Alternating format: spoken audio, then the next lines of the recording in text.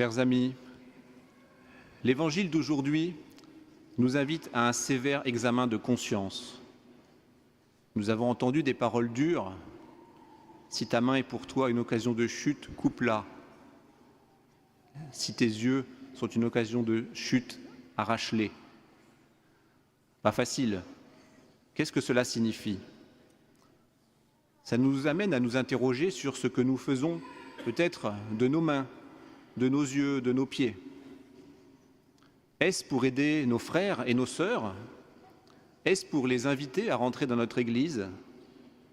Est-ce pour les accueillir comme nous aimerions qu'on le fasse nous-mêmes?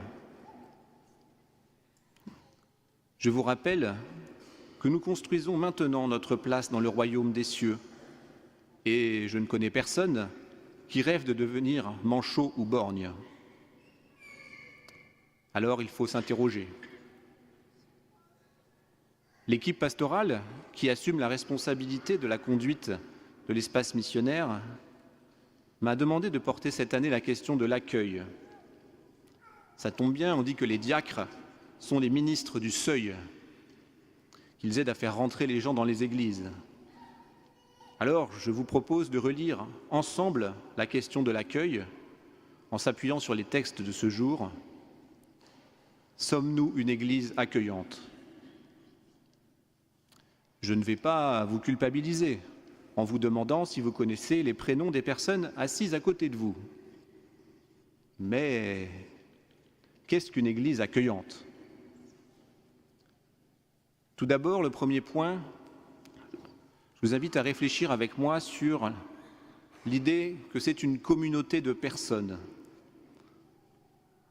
Alors quand on parle de communauté, permettez-moi de mettre les pieds directement dans le plat, comme on dit.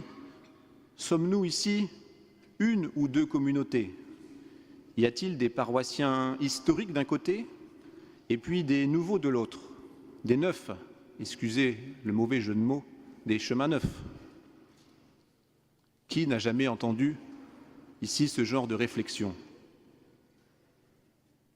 Dans la lettre de Saint Jacques, nous avons entendu « Vous autres, maintenant, les riches, ne sommes-nous pas, en effet, un peu des enfants gâtés pour avoir ce genre de réflexion?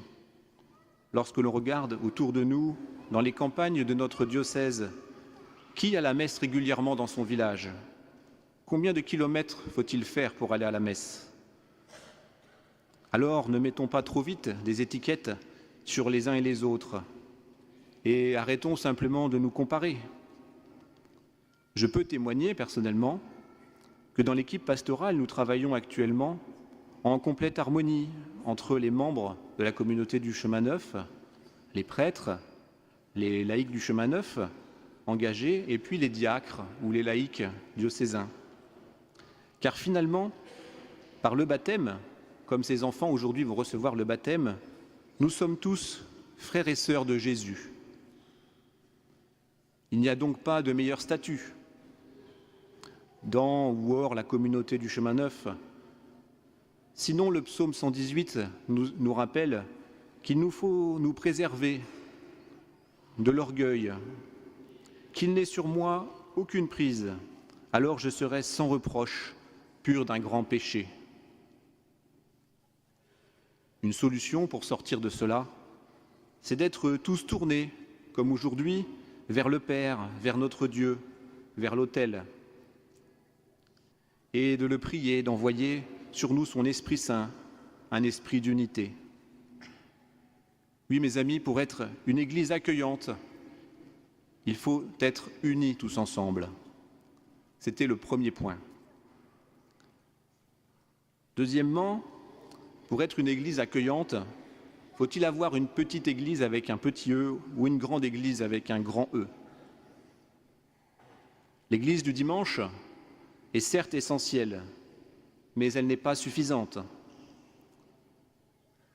Selon Lumen Gentium, les actes de Vatican II, l'Eucharistie est la source et le sommet de la vie chrétienne. Alors si c'est un sommet, ça repose sur une base solide, ça ne flotte pas dans l'air. Donc comme le sommet repose sur la montagne, le dimanche repose sur la semaine. L'Église, c'est toute la semaine que nous la formons, dans notre vie personnelle, avec notre famille, nos amis, dans notre travail, dans notre vie quotidienne, dans nos engagements, dans nos services. Savez-vous combien il y a de services dans l'espace missionnaire ? Je ne suis pas sûr d'être très précis, mais j'en ai compté avant-hier 77. 77 services. Est-ce que tout le monde dans son service s'interroge sur comment être plus accueillant ? Nous ne sommes pas des chrétiens du dimanche. Nous puisons dans l'Eucharistie la source de notre vie pour la déployer toute la semaine. Alors, si beaucoup a déjà été fait pour l'accueil, il convient, sans se culpabiliser, mais en vérité, de se demander: est-ce que chacun de nous porte assez le souci de l'accueil ? Est-ce que chacun cherche à rejoindre l'autre, à prendre soin de lui, l'aime comme un frère, comme une sœur ? Sans cela, les tensions, les commérages, les jalousies. Souvenez-vous de Moïse dans la première lecture. « Serais-tu jaloux de moi ?» dit-il. Les remarques plus ou moins acides détruisent la communauté. Bon, rassurez-vous, ça n'existe pas chez nous, que chez les voisins toujours. Ne soyons pas un frein à la construction du royaume par notre péché. Nous sommes tous pécheurs, y compris les prêtres et les diacres, vous, moi, l'équipe pastorale. Mais ensemble, nous formons l'Église avec un grand E. Et nous sommes appelés, comme nous l'avons dit dans le credo, à être saints. Alors, rien ne changera si nous ne changeons pas. C'est essentiel pour notre Église, pour notre communauté, mais aussi parce que les chrétiens sont comme le levain dans la pâte. Ils sont appelés à être le sel de la terre, la lumière du monde. Oui, nous pouvons changer le monde. Nous sommes d'ailleurs invités cet après-midi à partager ce trésor avec les gens du quartier. Mais soyez certains qu'on ne changera rien si nous ne sommes pas capables de donner l'exemple aux autres. Dans les Actes des Apôtres, on voit des signes de la première communauté. Il est écrit « Voyez comme ils s'aiment ». J'ai posé la question à mes enfants « Qu'est-ce qu'une église accueillante ?» Savez-vous ce qu'ils m'ont répondu ? C'est une église où lorsque je croise quelqu'un, il sourit. Normalement, ça fait sourire tout le monde, là. Je ne vous vois pas très bien. Si ces quelques mots vous ont touché, je vous invite jeudi prochain, le 3 octobre, de 18h30 à 20h dans les salles paroissiales de Saint-André, pour faire part de vos propositions, pour rendre notre Église, notre espace missionnaire encore plus accueillant. Peu importe qui vous soyez, vous êtes le bienvenu. Alors, chers amis, si vous avez été blessés par l'Église, par des décisions de l'équipe pastorale, par des prêtres ou des diacres, par la communauté, par l'Église de France, ou parce que vous avez entendu de l'Église de France en ces temps troublés avec l'abbé Pierre et d'autres, je vous demande au nom de Jésus, pardon. Il pleure sur nous de tristesse devant tant de faiblesse. Puissent ces larmes nous purifier et purifier son Église. Ainsi, c'est en formant une communauté de frères et de sœurs unis par le baptême et tournés vers le Père que nous saurons être de vrais témoins, joyeux du Christ notre Sauveur.